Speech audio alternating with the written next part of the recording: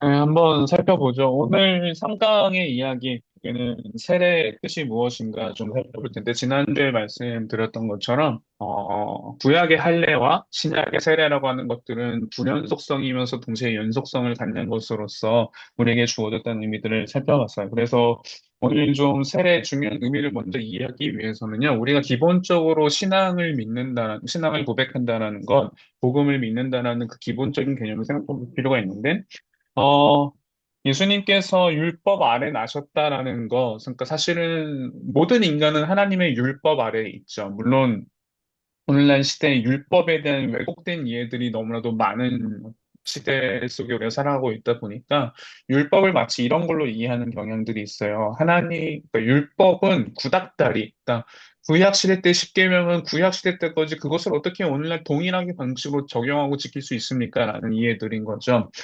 그러나 그런 이해의 어떤 깊은 전제, 그 어떤 이면에는 결국엔 하나님은 우리를 억압하는 분이시다. 율법은 우리를 자유롭게 하는 게 아니다라는 왜곡된 이해가 있는 거죠. 예를 들면 이런 거죠. 그 물고기가 물론 저희 집에 어항이 없지만 어항에 있는 물고기가 집주인을 보면서 저 집주인은 맨날 소파에 누워서 TV 틀어놓고 리모컨 하나로 그리고 이렇게 치킨 하나 시켜놓고 즐겁게 치킨도 먹고 즐거워하는 모습을 보면서 진짜 자유로워 보인다.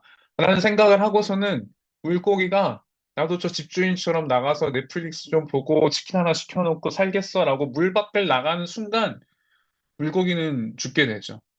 새는 하늘을 날 때 가장 자유롭고 이 새가 물속에서 살면 매일매일 물고기를 매일 먹을 수 있겠다는 생각이 물속으로 뛰어들면 새는 죽는 거죠. 이것처럼 새는 새가 살 수 있게끔 창조된 대로 그 존재대로 살아가는 게 가장 새로서 자유로운 삶인 거고, 물고기는 그 물속에서 가장 자유롭게 살 수 있는 것처럼, 하나님께서 인간을 창조하시면서 인간이 가장 인간답게 자유롭게 살 수 있도록 정하신 것이 하나님의 율법이고, 사실은 그런 의미에서 율법은 우리를 가장 자유롭게 하는, 온전하게 만드는 것이라고 할 수 있죠. 그러나 문제는 인간의 죄로 인해서 우리가 율법 아래 있다라는 것은 우리가 하나님의 율법을 온전히 지킬 수 없는 존재가 되어졌다라는 것이고, 그렇기 때문에 온전히 지키지 못하는 우리가 받아야 되는 마땅한 형벌이 있다라는 것이 이 죄의 책임이라는 거죠. 그리고 우리가 그 온전히 당해야 될 죽음의 문제를 그리스도께서 십자가에서 대신 죽으셨고, 우리가 담당해야 될 모든 수치를 그분이 당하셨고, 그럼으로써 그분이 우리의 모든 형벌을 감당하셨다는 사실. 사실 그것을 믿는 게 복음이라는 이야기가 우리가 일반적으로 이해하는 복음의 이야기이기도 하지만 한편으로는 굉장히 절반밖에 이해하지 못한 이야기이죠. 왜냐면은 예를 들면 그런 거죠. 제가 하나님 앞에 범죄했기 때문에 어, 마이너스 100이라고 하는 내가 감당해야 될 어떤 수치에 뭔가가 있단 말이에요. 그러면은 그리스도께서 십자가에 죽으심으로써 우리는 영의 상태가 된 거지, 하나님께 용납받을 수 있는 온전한 상태가 된 게 아니기 때문인 거죠. 그렇기 때문에 그리스도께서 친히 이 땅에 오셔서 율법 아래 인간으로 나심으로써 그분이 모든 율법을 이루셨고, 그분이 이루신 그 의로움이 우리에게 전가되어서 우리가 영이 아니라 이제는 그리스도의 십자가로 인해서 모든 죄책을 그리스도께서 짊어지셨고, 동시에 그리스도께서 이루신 그 의가 우리가 그리스도와 연합됨으로써 하나님께서 우리를 받아주시도록 하는 그 은혜의 상태를 입었다라는 것이 바로 복음이고 우리가 믿고 있는 신앙의 고백의 내용인 거죠. 그래서 그리스도께서 우리가 우리를 위해, 우리의 죄를 위해 십자가에 죽으셨다라는 의미와 동시에 그분의 전생의 삶은 복음의 성취였고 그분의 삶을 통해서 그분이 하나님의 율법에 온전히 순종하심으로써 얻으신 그 의로움으로 인해서 우리의 죄가 그리스도께 전가되었고 그리스도의 의로움이 우리의 것이 됨으로써 우리가 하나님께 용납되어졌다라는 것이 복음의 이야기라는 거죠. 그리고 이 모든 사실을 가장 잘 나타내 주는 것이 뭐냐면 바로 세례인 거죠. 세례는 그런 의미에서 예수 그리스도의 의로움이 나의 의로움이 되었습니다. 라는 것에 대한 우리의 결혼 반지와 같은 사인인 거죠.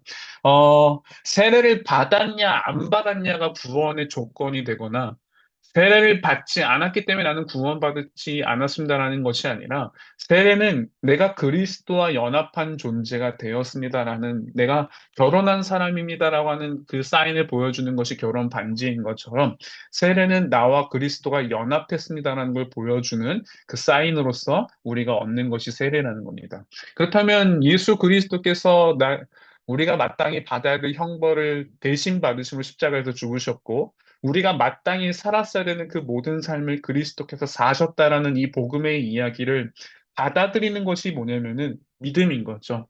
이 믿음으로써 우리는 그리스도를 받아들이고 그리스도를 믿음으로 우리가 이제 구원을 얻게 된다는 그 하나님의 언약 백성 안에 있다는 걸 분명하게 인치는 것이 바로 세례인 건데요. 그러면은 율법에 대해서 아까 말씀드린 이 율법의 시작이 사실은 언제인가? 이것은 우리가 단순히 모세가 시내산에 올라가서 출애굽기에서 십계명을 받아옴으로써 시작된 이야기가 아니라 하나님과 우리와의 모든 관계는 언약 관계에 있다는 것을 가장 먼저 보여주는 것은 사실은 창세기 2장에서 하나님께서 아담에게 주셨던 명령인 거죠. 아담에게 에덴 동산에 있는 에덴의 선악을 알게 하는 나무를 먹지 말라라고 말씀하시면서 그걸 먹는 네가 정령 죽으리라고 말씀하셨잖아요. 거기에는 하나의 약속이 포함되어 있던 거죠. 먹으면 죽을 것이고 동시에 하나님의 말씀에 순종하게 될 때 너는 생명을 얻게 될 것이라는 하나님의 언약의 이야기인 거죠. 동시에 그렇기 때문에 이것은 하나님의 명령이기도 하지만 하나님의 약속이었고 이 약속을 온전히 순종함으로써 영원한 생명을 얻게 될 것이라는 것이 이 우리가 말하는 창세기 2장에서 나타난 언약이고 이것이 바로 행위 언약이라는 거죠.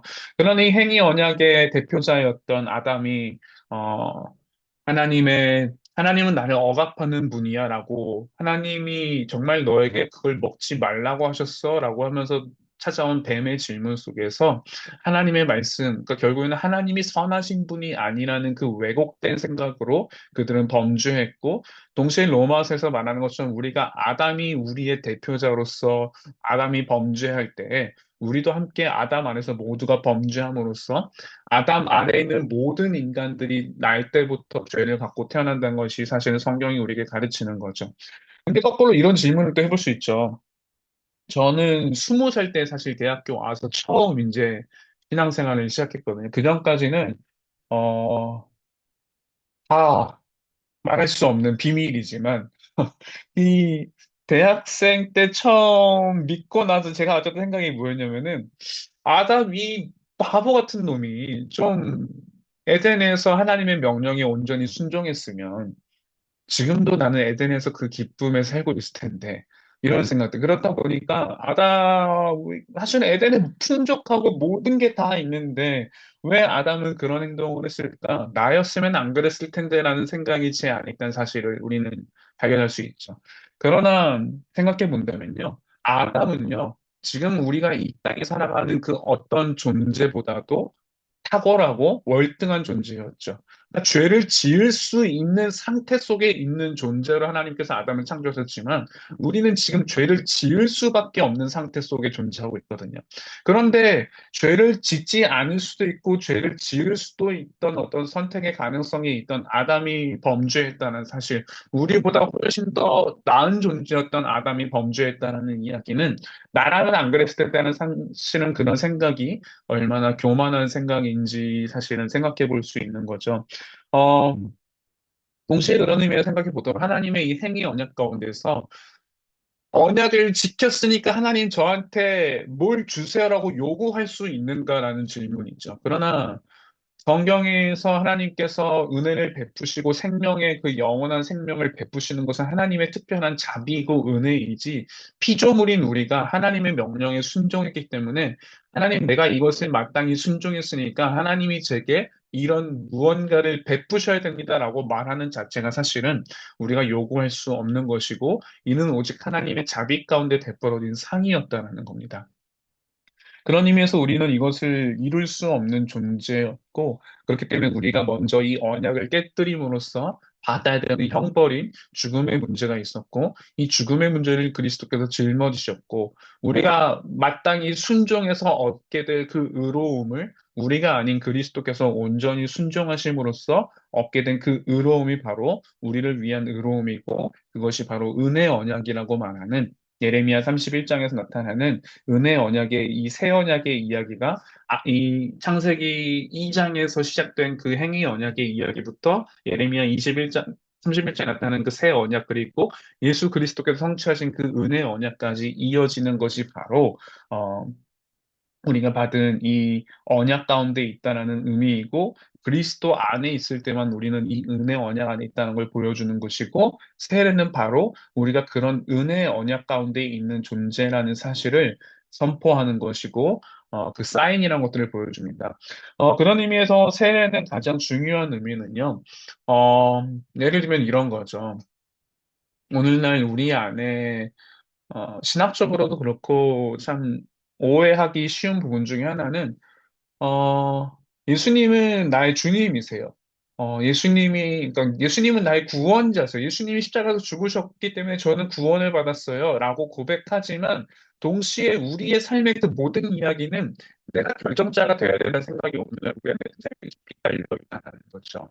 그러나, 세례는 결코 우리 그것들을 말해주지 않는다는 거죠. 이걸 잘 보여주는 것 중에 하나가 이제 피터 버거라고 하는 종교사회학자인데, 미국의 1920 몇 년생인가 아마 그럴 텐데, 이분이 뭐 최근 한 10년 전에 아마 돌아가신 걸로 아는데 피터 버거라는 이 종교학자가 이런 이야기를 해요. 그러니까 21세기, 20세기, 21세기 같은 이 19세기를 넘어오면서 이 현대 사회와 전통적인 지난 어떤 인간의 역사 속의 삶의 이야기 속에서 변화된 가장 큰 변화가 뭐냐?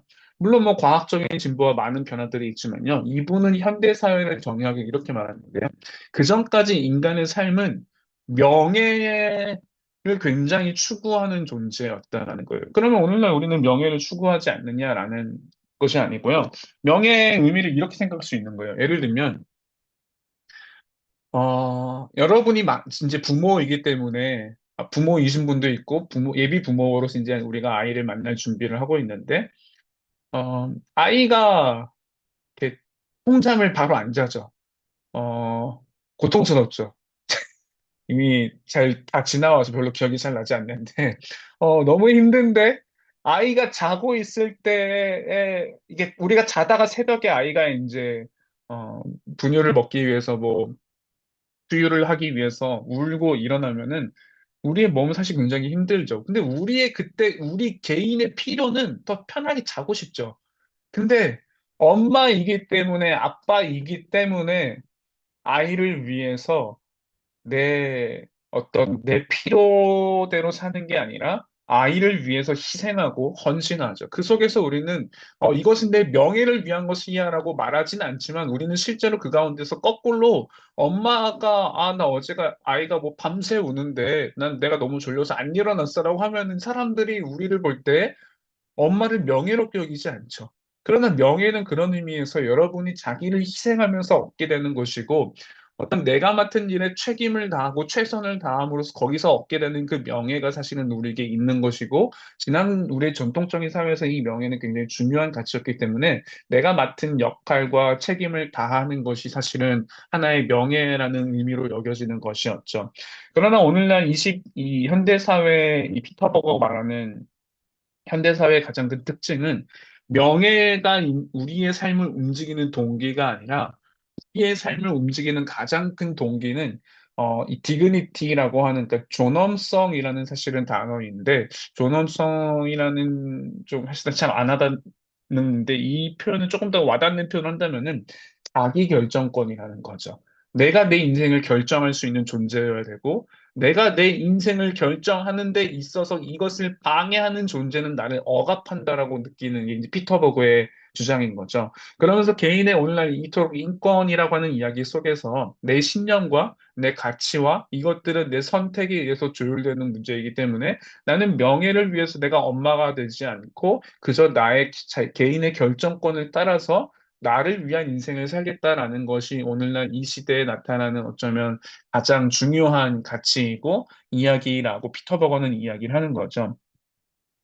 이것이 보여주는 제가 이 이야기를 드리는 이유는 오늘날 예수 그리스도를 우리가 주라고 믿는다는 것은요, 그분이 나의 구원자 하나님이시라는 사실만 고백하고 우리의 모든 인생은 내 자기 결정권을 따라서 살아가는 존재로 살아갈 수가 없다라는 거죠. 우리가 오늘날 소비주의라고 하는 이 시대적인 문제는 경제적인 현상 때문에 일어난 일이 아니라 인간의 자기 중심성의 문제로 나타난 결과라고 사실은 그 더 깊은 곳에 그 자기 중심성의 문제가 있다는 것을 말할 수밖에 없는데 우리의 신앙에 있어서도 사실은 우리는 세례를 받았고 구원을 얻은 것에 감사하지만 그리스도께서 나를 위해 하신 일이 너무 감사하네요, 주님. 그로 인해 제가 구원을 얻었어요. 그러나 제 삶은 제가 원하는 방식대로 살게요. 라고 말하는 식의 어떤 신앙 고백은 사실은 올바르지 않고 그것이 우리가 예수 그리스도를 믿는 참된 신앙 고백일 수 없다라는 거죠. 그리고 세례는 우리에게 무엇을 말해주냐면 더 이상 저는 제 뜻대로 살지 않겠습니다. 저는 주님을 위해 살겠습니다라는 하나의 우리 신앙의 고백인과 동시에 그렇게 살 수밖에 없게 되는 이유는 그분이 나의 구원자이시면서 동시에 그분이 나의 주님이시기 때문에 그 그리스도와 내가 연합되어진 존재이기 때문에 그리스도께서 하나님의 뜻을 위해서 온전히 자기 자신을 순종하셨던 것처럼 우리도 그리스도와 연합되어져서 성부 하나님의 완전하신 뜻을 위해서 우리의 삶을 내어드리는 것이 바로 세례 가운데 우리에게 담긴 신앙의 고백이라는 거죠. 그렇기 때문에 우리는 예수 그리스도 안에서 연합되어진 존재이고 그리스도의 의로움을 내가 선물 받아서 이제 그리스도의 의로움을 받았으니까 그리스도는 필요 없어요가 아니라 그리스도와 내가 연합되어짐으로써 그분의 의로움이 우리의 의로움이 되었고 하나님께서 우리를 보실 때 우리의 추악하고 죄의 비참한 가운데 우리를 보시는 게 아니라 그리스도를 보시듯이 하나님의 아들로 선포되신 그리스도를 하나님께서 무한히 기뻐하시는 것처럼 하나님께서 우리를 그렇게 보시는 이유는 우리가 그리스도 안에서 연합되어진 존재로서 그리고 우리가 그리스도에 연합된 존재로서 한 몸이라는 사실과 그와 동시에 우리가 한 몸으로 이루어짐으로써 교회 안에 속하고 교회 안에서 하나님의 복음 안에서 함께 서로를 위해 헌신하며 살아가는 것이 사실은 우리의 세대가 갖는 진짜 사인이라는 거죠. 마치 이런 거죠. 여러분이 결혼을 했고 결혼했다라는 의미는 더 이상 내 인생을 나만을 위해 살지 않겠다라는 이야기죠. 내가 결혼함으로써 내 아내와 내 남편을 위해 내 인생을 희생하고 때로는 내가 원하는 명예가 아닐지라도 내 아내와 내 남편을 위해서 기꺼이 나는 희생하며 살아가겠습니다라는 이야기가 이 결혼 안에 담겨진 것처럼 사실 우리가 받은 세례 또한 그렇다라는 겁니다. 그렇기 때문에 세례는 반드시 순종을 표현하는 것이고 우리가 하나님께 대한 충성을 담고 있다라는 것을 보여주는 사인인 거죠. 예를 들면 이렇게 표현할 수 있을 것 같아요. 그러니까 어, 뭐 고아원에 갔어요. 그리고 저희 가정이 뭐 입양을 하려고 하는데 조금 너무 극단적인 질문 같지만 한 아이를 만나서 물어봤어요. 한 10살, 11살 자기 의사를 표현할 수 있는 친구한테 어, 내가 너희를 입양한다면 너희는 내 말을 듣고 따르겠니? 라고 물어보면은 이 친구가 정말 이성적이고 친한 이 친구는 고민한 거예요.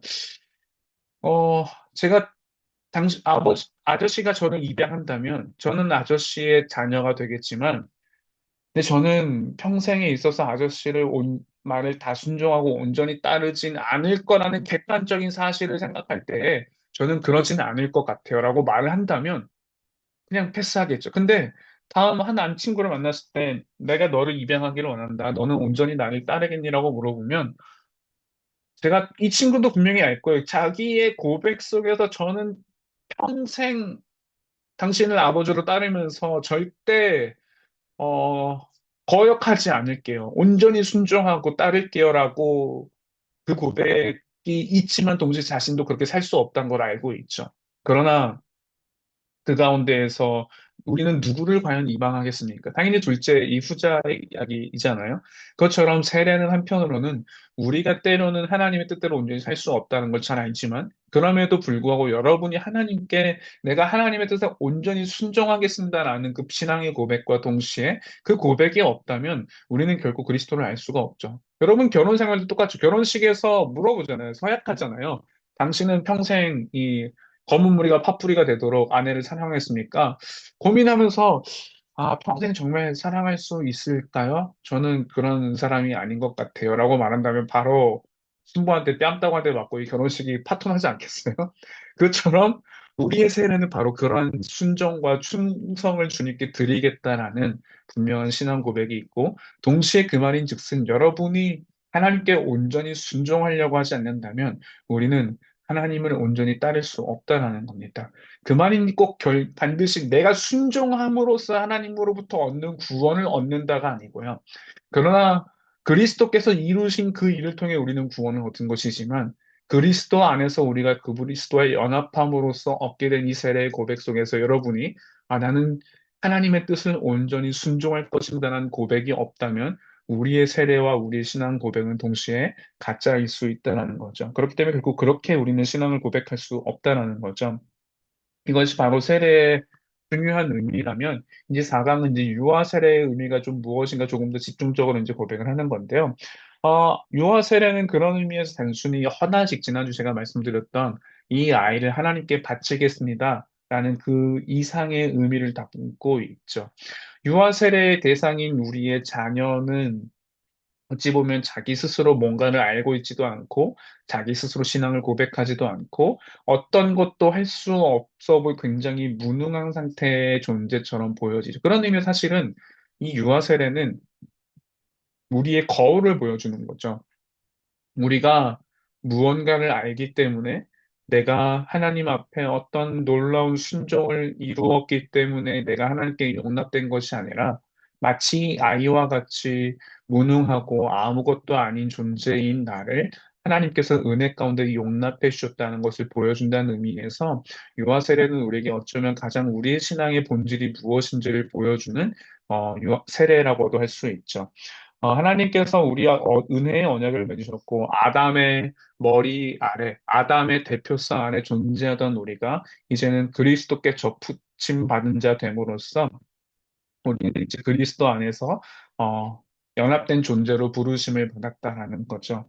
그런 의미에서 하나님께서는 특별하게 이 땅에 하나님께 창조하신 두 가지의 중요한 제도, 구약에서 만드신 첫 번째는 가정을 만드셨다라는 것이죠. 그 가정 가운데에서 우리를 유기적인 존재로서 하나님께서 만드셨고, 결혼 제도를 통해서 하나님께서 정하신 결혼 제도 안에서 우리를 가정으로 만드셨고, 이 가정에서 우리의 신앙이 이어져 가기를 하나님이 우리를 창조하셨다는 건데요. 그렇다면 사실 예를 들면 마치 솔로몬의 그 지혜에 대한 이야기에서 내 자녀와 혹은 그 계모가 와서 이게 내 아이다라고 했던 그 이야기 속에 나타나는 것처럼 우리는 한편으로는 이 핏줄이라고 하는 게 우리를 얼마나 강력하게 잇고 있는가를 보여주지만 사실 이것도 핏줄이기 때문에가 아니라 하나님께서 핏줄이라고 하는 우리의 어떤 이것을 통해서 가정으로 우리를 유기적인 공동체로 이끄셨다라는 것은 하나님의 특별한 은혜이고 하나님의 방법 중에 하나라는 거죠. 그러나 성경이 말하는 우리의 연합됨의 의미는 가족이라고 하는 우리의 혈연 관계로 맺어진 이 관계보다도 훨씬 그걸 뛰어넘는 어, 공동체가 바로 우리의 교회이고 그렇기 때문에 그리스도께서 하나님 당의 그리스도의 신부인 교회를 향해서 그리스도의 건속이라고 우리에게 하나님의 건속이라고 하나님의 가정이라고 표현한다는 의미에서 생각을 해본다면은 오늘날 교회 안에서 우리가 한 공동체가 되었다는 것이 무슨 의미인지에 대해서 중요하게 좀 생각해 볼 필요가 있죠. 그리고 이 교회의 핵심은 단순히 개인과 개인들의 연합이기도 하지만 동시에 그 개인, 가정과 이 수많은 가정의 연합체로서 교회가 존재한다고 했을 때요. 가정은 정말 힘이 있죠.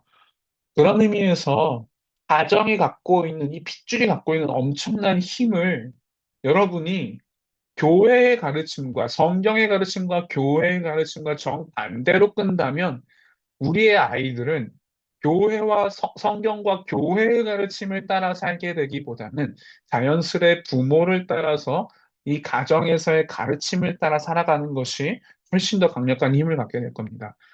그런 의미에 생각한다면 우리는 이 큰 힘을 거꾸로 생각해서 하나님의 말씀을 따라서 성경과 교회에서의 우리의 분명한 신앙의 고백에 따라서 가정이 함께 이 신앙 고백 안에서 함께 따라간다고 할 때에는 우리의 자녀들이 이 신앙 안에서 얻게 될 특권과 의미들은 굉장히 크다라는 거죠.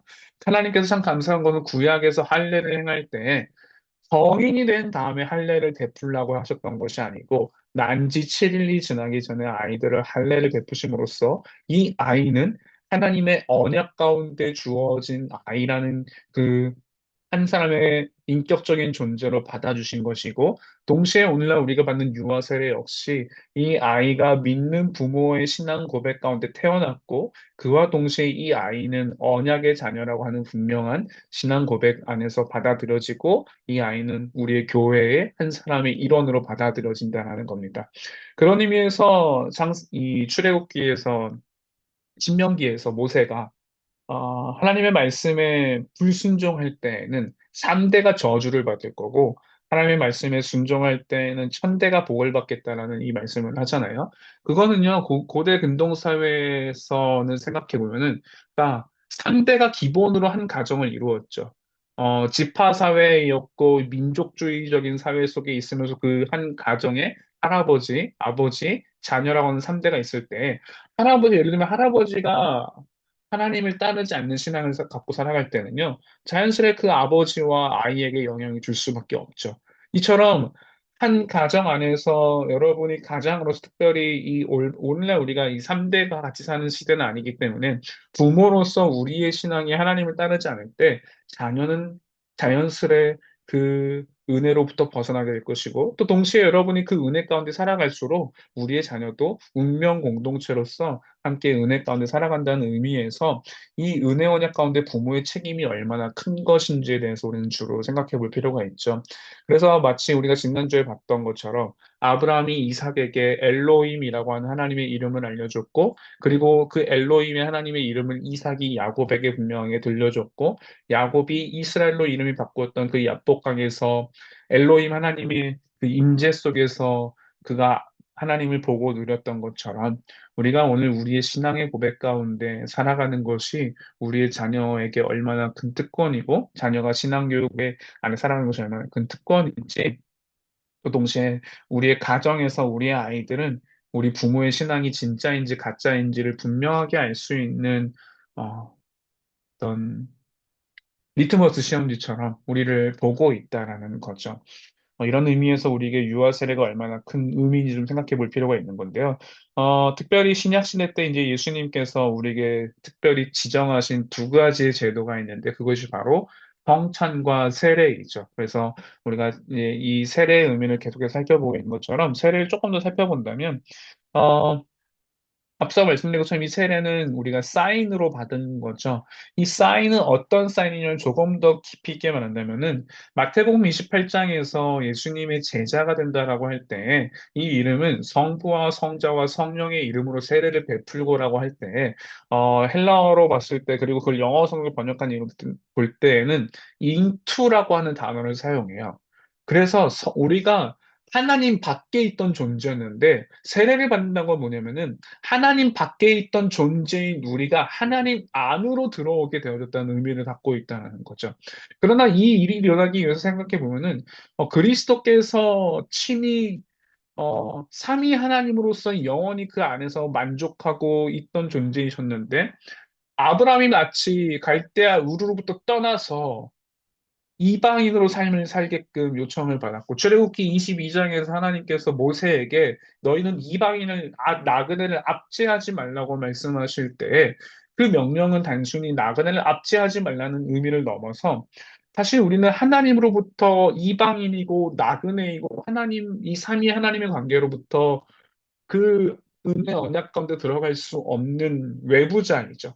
그러나 하나님께서 우리로 하여금 우리가 하나님의 관계로 이 세례로 들어가시도록 하시기 위해서 그리스도께서 친히 아브라함과 같이 갈대아 우르를 떠났던 아브라함과 같이 그리스도께서 친히 이 땅에 육신을 입고 오셨고 진정한 나그네가 되셨고 이방인이 되셨고 그분이 우리가 이방인을 압제한 삶을 살았지만 그분이 우리 대신에 압제를 당하심으로써 우리가 삼위 하나님께로 받아들여지게 된 사건이 바로 세례라고 마태복음 28장이 우리에게 보여주는 것이죠. 그래서 이 세례를 베풀면서 동시에 그 마태복음 28장의 18절에서 20절의 가장 핵심적인 내용은 제자를 삼으라는 것이고 그런 의미에서 부모로서 우리의 자녀는 내 아이이기 이전에 하나님께서 우리에게 그리스도의 제자로 길러가시도록 주신 우리의 가장 한 제자로서도 생각할 수 있다라는 의미인 거죠. 그것이 세례라면 이 아이가 세례를 통해서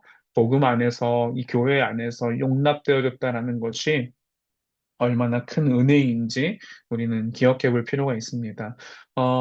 동시에 이 세례 가운데 우리는 교회의 일원으로 받아들여지고 우리가 하나님과 연합된 존재로서 받아들여진 어떤 사인이라는 것들 그렇기 때문에 하나님께서 우리의 공동체로서 교회로 불러주셨다라는 것을 다시 한번 좀 얼마나 중요한 사건인지 생각해 볼 필요가 있고 그리고 동시에 유아 세례로서 여러분이 앞에서 우리의 자녀들이 유아 세례를 받지만 이것은 단순히 이 아이를 잘 길러가라는 의미도 분명히 있겠지만 동시에 온 교회가 이 아이를 함께 길러갈 것이고 이 아이는 언약의 자녀이기 때문에 교회가 함께 이 아이의 삶을 책임지겠다라는 의미에서 오늘 하나님께서 정하신 성례, 성찬과 세례가 시행되는 교회 안에서 있다라는 것이 얼마나 큰 특권인지 좀 중요하게 생각해 볼 필요가 있죠.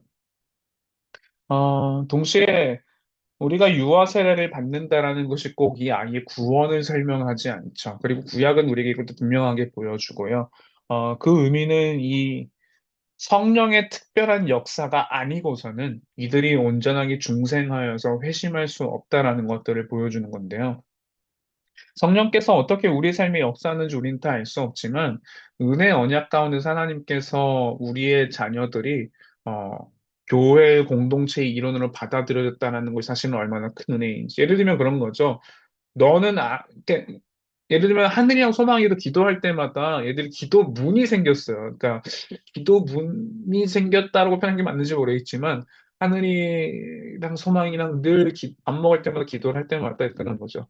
하나님 뭐 예수님께서 우리가 죄 지었는데 예수님이 십자가에서 죽으시고 우리를 인도해 주셔서 감사합니다. 늘 소망이 이렇게 기도하는데 이런 의미 속에서 예를 들면 소망이가 야, 넌 아직 회심하지 않았고 신앙 고백이 없기 때문에 넌 네 신앙이 아니야라고 우리는 말할 수 없죠. 그러나 이 아이가 교회 안에서 자기의 신앙 고백을 하고 있지만 그것이 분명하게 자기가 또 분명한 신앙 고백이 아닐지 모르겠지만 이 지식이 마치 지난주 소망의 그 안전벨트 사건처럼 하나님께서 정말 성령께서 이 아이가 고백하는 그 모든 이야기를 언젠가 정말 실제로 마음 깊은 곳에 그리스도의 흔적을 심겨주심으로써 회심하게 되는 날이 올 때 그 모든 역사는 성령의 도우심 가운데 일어나는 거지만 그 날이 올 때까지 우리는 이 아이를 교회 안에서 하나님의 신앙 고백 안에서 길러가는 것이고 또 동시에 그렇다고 해서 우리의 열심히 이 아이를 길러내는 것도 아니라는 것들.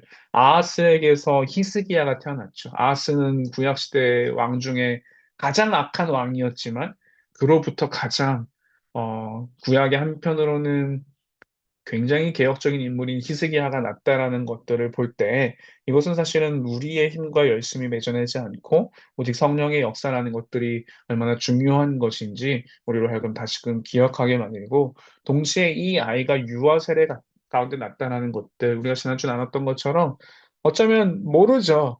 우리가 가장 바라기는 배샬롯 교회 주일학교의 가장 큰 소망처럼 이 아이들이 이 어린 나이에 회심하기를 바라는 것이 우리의 가장 큰 열망이지만 어, 때로는 하나님의 언약으로부터 멀어져 가는 것처럼 보여지는 삶의 이야기들이 보여질지라도 우리가 이 아이가 유아 세대 가운데 있다라는 것, 언약의 자녀 가운데 있다라는 것은 우리가 소망을 붙들 수 있고 제시할 수 있는 유일한 이유이고 그 안에서 또다시 기도할 수 있는 소망이기도 하다라는 것이 얼마나 큰 은혜인가라는 겁니다.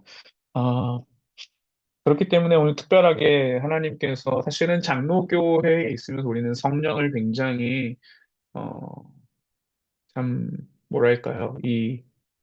어떤 약하게, 그러니까 좀 언급도 되지 않는 어떤 경향들이 나타나기도 하지만 성령께서 분명히 역사하셔야지만 이 일은 일어나시는 사건이고 그렇게 우리는 성령의 도우심 가운데 성령께서 이 아이에게 그리스도를 비춰주시기를 우리는 기도하고 그리하여서 성부 하나님께 나아가는 온전한 그 은혜를 얻기를 기도하는 것이 얼마나 중요한가. 또 동시에 이것은 단순히 의무와 책임의 문제로서 나는 부모이기 때문에 이 일을 해야 된다가 아니라 사실은 어, 나중에 언약 때 한번 좀 더 다루겠지만 부모가 맡은 책임이라는 것은 무겁죠. 그러나 이것은 여러분의 가장 큰 기쁨이기도 하죠.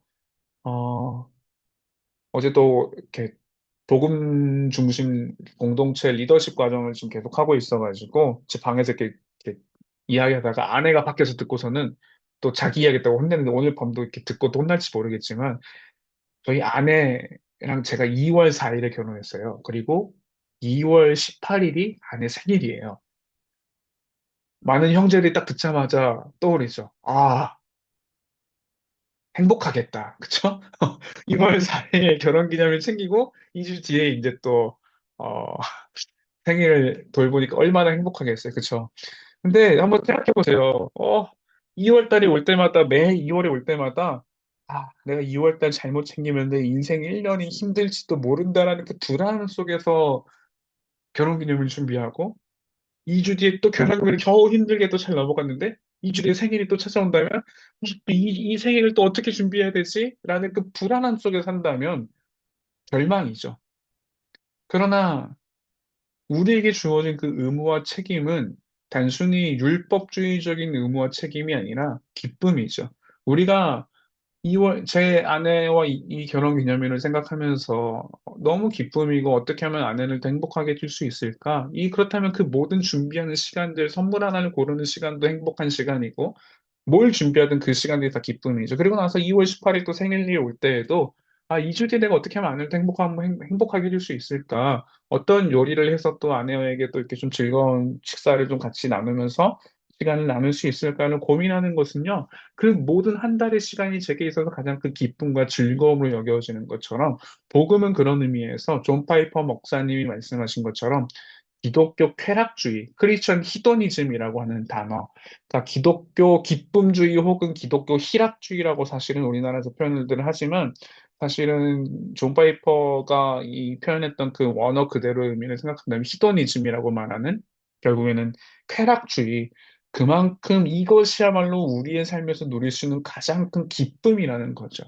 우리가 하나님의 뜻을 따라서 아이를 언약 가운데, 이 신앙 가운데 길러가는 것은 힘겹고 어려운 여정이라는 생각이 우리를 이끄는 게 아니라 이것이 하나님의 때, 하나님의 방법대로 성령의 도우심으로 이 아이가 회심하는 그날을 우리가 볼 수 있다면 그것이야말로 우리가 누릴 수 있는 가장 큰 기쁨이고 특권이고 의무와 책임이라면 우리는 그 일을 마땅히 감당해야 된다라는 거죠. 그리고 기쁨으로 감당한다라는 거죠.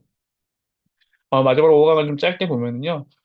그런 의미에서 언약이라고 하는 것은 단순히 가장 기본적인 핵심은 내가 너의 하나님이 될 것이고 우리는 그분의 백성이 된다라는 신앙의 고백인 거죠. 그러나 우리가 그분의 백성이 되기 위해서 우리의 수고와 열심히 그분의 백성이 되는 것을 결정하는 게 아니라 하나님께서 그 언약에 신실하게 그 언약을 지켜가시는 분이시기에 그분이 우리 하나님이 되심으로 우리가 그분의 백성으로서 택함을 받았고 거기에 마땅히 우리가 감당해야 될 그 모든 것을 그리스도가 이루심으로써 우리가 얻게 된 것이 바로 이 언약의 은혜라는 것들. 하나님께서 우리를 먼저 사랑하셨고, 먼저 택하여 주셨고, 먼저 찾아와 주셨다는 것.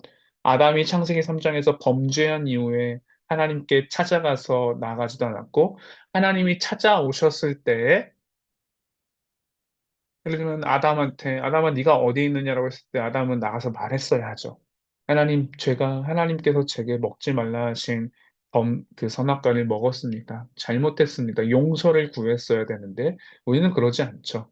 하나님께서 창조하신 저 여자가 나로 하여금 범죄하게 했습니다. 그러니까 이건 하나님 잘못이에요. 하나님이 잘못하신 것 때문에 제가 이렇게 피해를 보고 있는 거예요. 라고 말하는 게 우리잖아요. 그럼에도 하나님이 우리를 먼저 택하여 주셨고 찾아와 주셨다라는 것이 우리의 놀라운 특권이고 이 언약 가운데 있다라는 것이 얼마나 큰 기쁨인지를 보여주는 것이 바로 우리의 세례이고 유아 세례라는 거죠. 그리고 동시에 혈통으로 우리가 믿음의 부모로부터 혈통으로 났기 때문에 이 아이가 택함을 받게 된 것이 아니라 하나님의 주권적인 택하심이고 특별히 우리의 신앙 고백 가운데 이 아이가 언약의 자녀로 태어난 거고 받아주신 것 역시 하나님의 특별한 은혜인 줄을 안다면 우리는 그것이 기쁨이기 때문에 기쁨의 원리에 따라서 우리는 그 언약 가운데 하나님을 기쁨으로 섬기는 삶을 사는 것이고 그것이 우리의 세례 신앙의 고백이라는 거죠. 그렇기 때문에 오늘 우리의 자녀들에게 신앙을 가르치는 것, 이 아이가 어떤 아이인지, 혹은 아이가 이제 조금 더 자라가면서 알겠죠? 하늘 소망이든지 유아 세례 받는 아이들을 보면서 물어봐요. 자기도 유아 세례를 받았냐? 그때마다 정말 영광스럽게 들려주죠. 너희는 하나님의 언약의 백성이란다. 하나님 소망이 때 맨날 물어봐요. 하늘아, 소망아, 엊그제 이렇게 뭐 질문할 애들한테 뭐 하나 이렇게 설명해 주다가 차에서 하늘이가 물어보길래 제가 하늘아, 소망아 항상 저희 집을 물어보면은, 얘들아, 우린 어디 사람이야? 그러면 하늘 소망이 항상 하는 대답이 뭐냐면은, 우리는 하늘나라 사람이라는 거를 들려줘요. 하늘이가, 소망이가 이렇게 차 타고 오는 게 그 중국 총영사관을 보고서는, 하늘이가 좀 한자를 읽어가지고, 중국 총영사관을 보고서는, 왜 우리나라는 한국인데 중국 저기 있냐고 물어보길래, 하늘아, 우리는 하늘나라 사람인데, 이 땅에 교회가 하나님께서 그걸 나타내 주셨고, 그 의미처럼 우리는 사실은 하늘나라 사람인데 이 땅에 교회가 있는 것처럼 마치 이 대사관을 그렇게 좀 설명을 했던 건데 그때 소마이 갑자기 하늘아, 우리는 어디 사람인데 소마이가 저한테 아빠는 일본 사람이잖아 라는 거예요. 그래서 며칠 전에 한번 일본어 한 10분 했다고 갑자기 소마이가 나한테 일본 사람이라길래